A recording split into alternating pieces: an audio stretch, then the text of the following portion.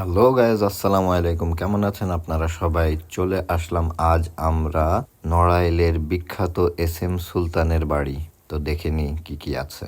এই যে এটা এস এম সুলতানের বাসভবন, তালামারা। এর জন্য আবার 10 টাকা টিকিট কেটে ঢোকা লাগলো। ঠিক আছে, 2 তলায় রয়েছে। ঠিক আছে, আমরা 2 তলাও যাচ্ছি। হ্যাঁ, এই জন্যই তাহলে আমাকে সাথে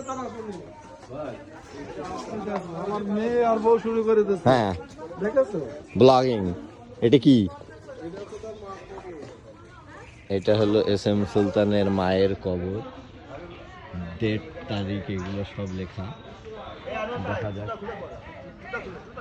কি নিয়ম বলা আছে এখানে কিছু। ও আচ্ছা, পাদুকা খুলে বেদিতে উঠুন। এই যে ইনি সেই এস এম সুলতান, যার ছবি এখানে দেয়া।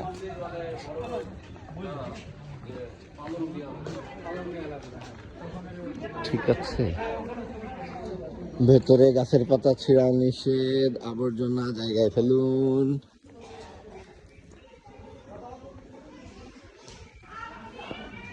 মনে তো হচ্ছে সুন্দর জায়গা। চলেন তো দেখাই দিই। এই তো সম্ভবত এস এম সুলতানের বাসা। ঠিক আছে, এইটা এস এম সুলতান জোয়ান কালা।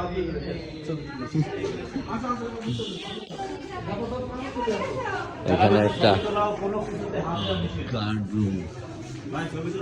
হ্যাঁ, তাহলে কি করতে আসলো এই জায়গায়? কি করতে আসলো আমার জায়গায়?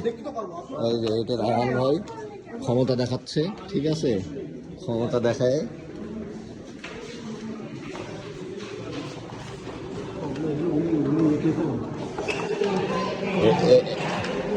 এত বড় ছবি এঁকেছে। এখানে রয়েছে ওনার নিজের হাতের আঁকা অনেক বড় বড় পেইন্টিংস।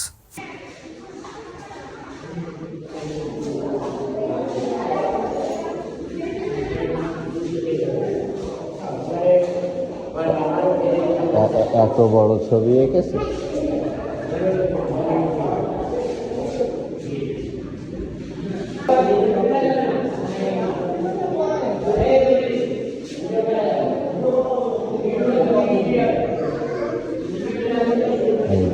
সুলতানের জুতা, বেশ অনেকগুলা এক্সক্লুসিভ জুতা সংরক্ষিত করা।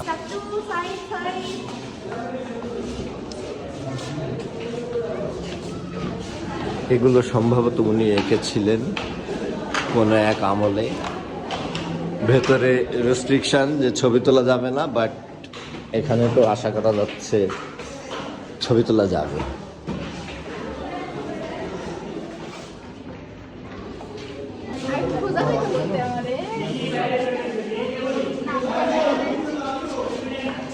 ছবির নাম বাংলার রাখাল।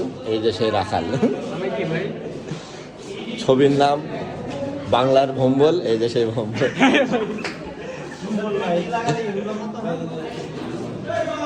হ্যাঁ, আসি ভাই আসি, আমি উপরে দেখিনি, দেখেনি একটু।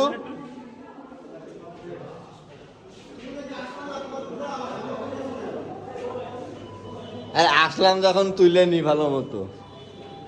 একটা anchor, another picture, this one another. এটা আরেকটা। জনাব এস এম সুলতান সাহেব তার নিজ হাতে একটি নৌকা বানিয়েছিলেন এবং সেই নৌকাটি বানানোর যে ডিটেলস তা ঠিক এইখানে উল্লেখ করে দেয়া আছে। আপনারা চাইলে দেখে নিতে পারেন।